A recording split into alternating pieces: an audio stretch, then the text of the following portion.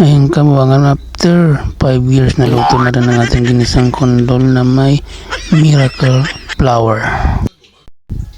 What's up mga kabuangan, ito na naman tayo, kukuha tayo ng miracle flower sa pananim namin kasi isasawag natin sa ginisang kondol na may miracle flower. I-try natin kabuangan kung masarap ba. Wow!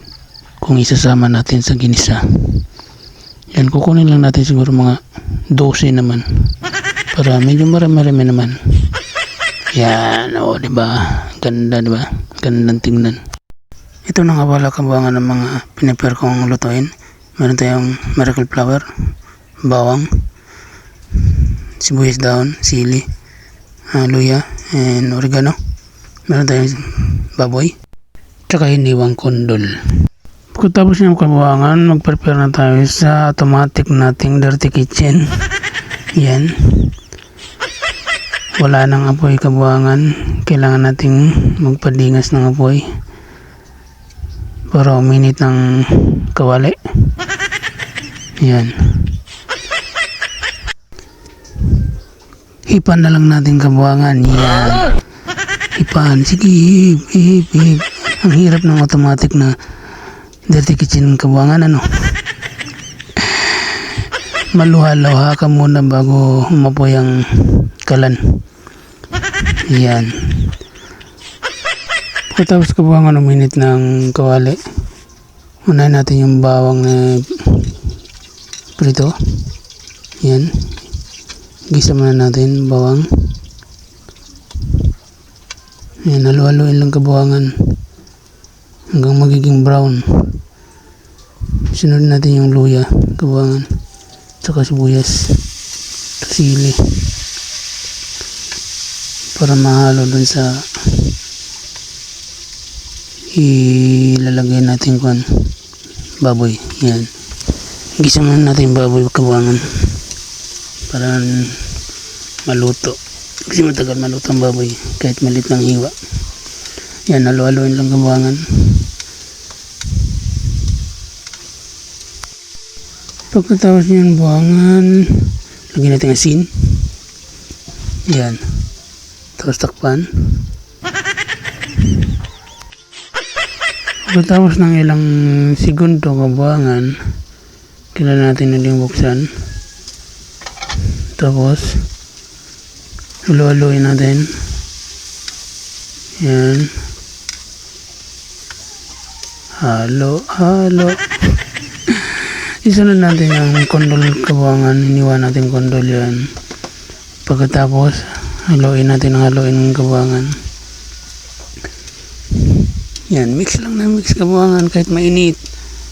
Kahit init na kabuangan, sobrang init ng kasi wala nang high and low itong automatic nating dirty kitchen eh.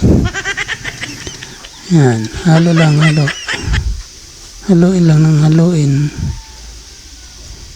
Pagkatapos haluin ng kabuangan, ilang segundo, ilagay na natin yung natirang sangkap, oregano. Yan, ihaluin lang kabuangan hanggang may mix sila. Halo lang ng halo kabuangan kahit mainit ang apoy. Yan.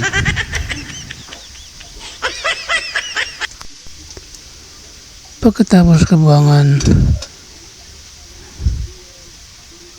painitin naman natin, pakuluin. Tapos lagyan natin ng 1 cup na tubig.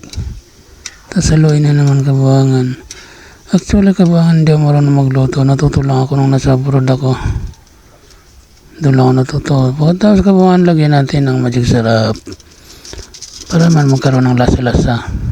Yan, bukod sa asin may magic sarap. Tapos mix na naman. Ang hirap magluto kabuangan pag ganitong automatic na dirty kitchen, Tapos mainit pa. Tapos yung usok pa, maluha-luha ka pa. Luluha ka ng dito kabuangan eh. Yan. Pagkatapos kabuangan, ilalagay na natin siyempre yung miracle flower na to para makikita na natin ang resulta ng luto na to. Yan. Tapos mga halo, kunting halo lang. Sisasayad lang dun sa gilid-gilid. Tapos halo-haloin. Yan. Tapos natin halo-haloin yung kabuangan. Kailangan na natin takpan para siya maluto lahat. Yan. Konti na lang yung apoy sa baba. Kailangan natin ayusin para mapuy uli ng marami.